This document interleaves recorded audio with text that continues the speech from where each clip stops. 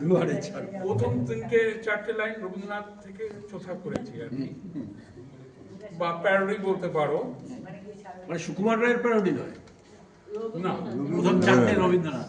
রবীন্দ্রনাথ গগনে দেখি যে হায় ঘন কুয়াশা, এত সকালে বাস পাওয়ার নাই ভরসা। গগনে গগনে নেই।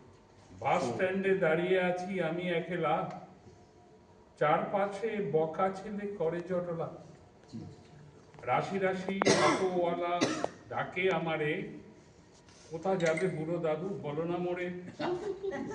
তাড়াতাড়ি ছেড়ে দেবো বাসেরও আগে, গতি দেখে তুমি যেও না মোড়ে। মরো যদি পুলিশে ধরিবে মোড়ে, ধরে মোড়ে পুলিশে মারিবে লাঠি।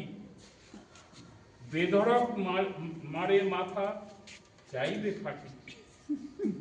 কম দামে যেতে হলে উঠে পড়ো তাড়াতাড়ি, তুলে নেব আরো চারজনা রোগা বুড়ো বুড়ি। তবে ভাড়া যদি বেশি দাও মোড়ে, ফার্স্ট ক্লাসে নিয়ে যাব পাশে মোড় ধরে।